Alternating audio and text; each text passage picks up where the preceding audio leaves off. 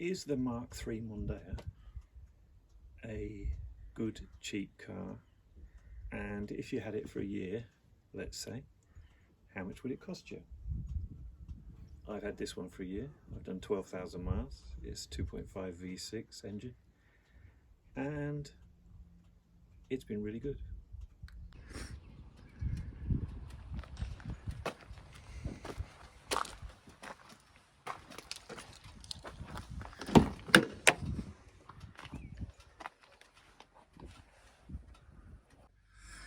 So this is a Ghia X version, so I've got air conditioning, got cruise control, full leather seats,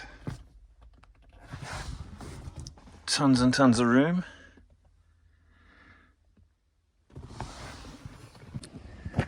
Loads of room in the back. This is without the seats down. Obviously, when you do put the seats down, you can do it split or all the way. You've got more than enough room.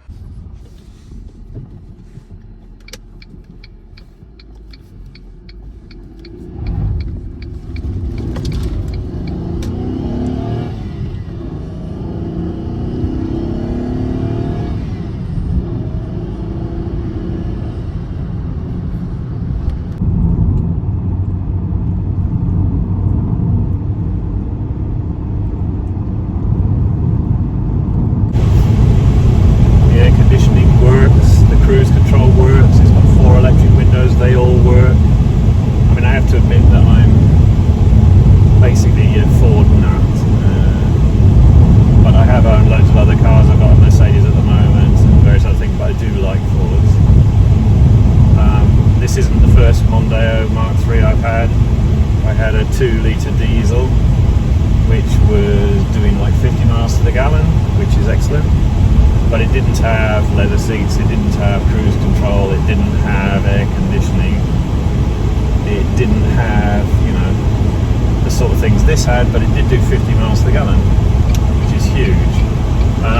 The other thing, it sounded like a tractor, but I bought that for, I think it was like £700. I ran that for roughly a year, and I sold it for 600. So, it's like free motoring, really. Yeah, I did it. I bought 2 tyres for that one. After that, I bought a Ghia X, and the reason why I bought a Ghia X, it wasn't this one, was because it's got all the extra pieces, like I told you. That one was a 2.2 diesel. It was quite powerful. In fact, it had better acceleration than this V6. It was in very nice condition. It was like a beautiful blue colour. It had the leather seats and everything else that this one's got. And then one day it just stopped. Don't know why. Never found out what was wrong with it. No belts broken, nothing's broken. I paid £1,000 for that car, and I ended up selling it with a full tank of diesel, new rear springs and various other things I've done for 500. So I vowed that I'm not going to buy another diesel. I would get the V6. The V6, although it uses more fuel, it's much more fun. I know it's not a sports car, it's not a Mustang, it's not a V8, it is a V6, but it pulls well, it's very comfortable, it's got tons of space in it, being the estate car. So it's like the ST200, although it's the Ghia X. I can't recommend it enough. And the other thing is, maintenance wise, all the Mk3 Mondeo's got chains instead of cam belts, which is a big consideration. A few years ago I had a Peugeot 205, and when it was having an MOT I asked how much would it be to change the cam belt, and they said, oh, I don't know, it was like 400. And I won't bother. 2 days later, I'm not joking, I'm driving up Wayhill Road in Andover, bang, the belt broke. And would have been better paying the 400, wouldn't it? So basically that engine was stuck. These don't have that problem. I mean, it pulls really well, it's nice. I enjoy it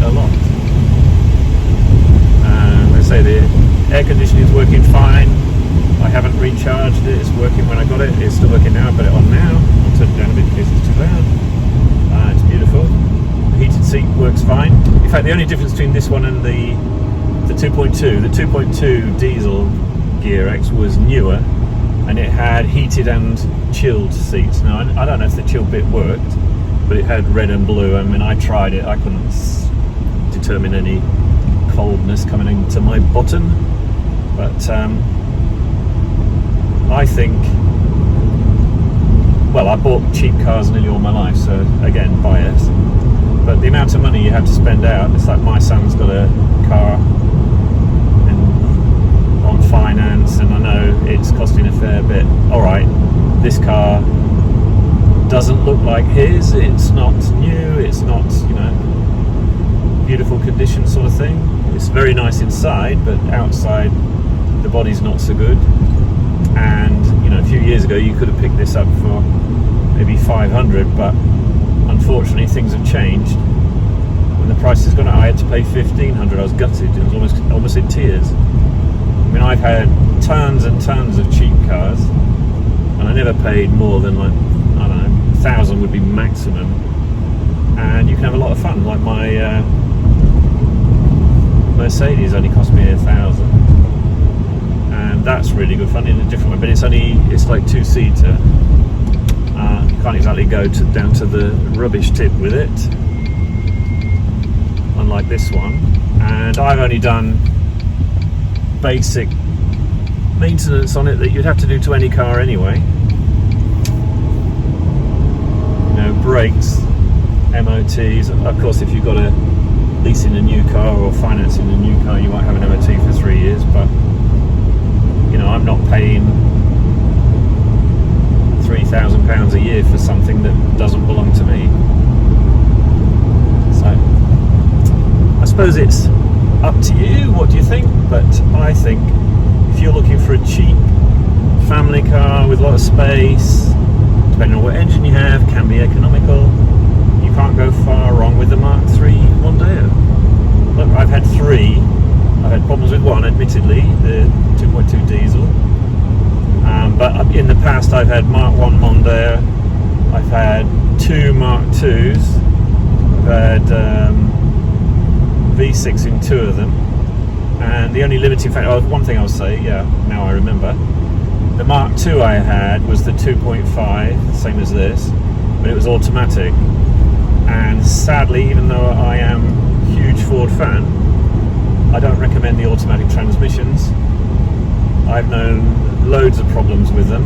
Mine failed at 102,000 miles, and the price of a rebuilt or reconditioned gearbox was nearly as much as I paid for the car, so I didn't bother. That was a mistake because it was in fantastic condition, and you know, hindsight's a wonderful thing. Probably should have bit the bullet and paid for it. Anyway, I didn't. From my experience, and again, it's unfortunate, you know, I would like to say they're brilliant, but they're not. The Ford automatic transmissions are troublesome after so many miles. That wasn't always the case. I've had C4s and C6 transmissions in American cars, like early 60s cars. I never had any problem. It's when you go to the electronics. It's like the AOD E, you know, the 4-speed, well, 3 and an overdrive, I think it is, but they have problems.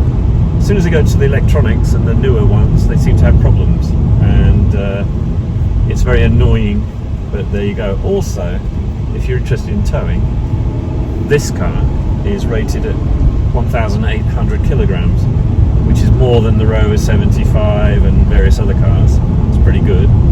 So if you put that in old money, deducting the weight of my car trailer, you can tow like £3,000.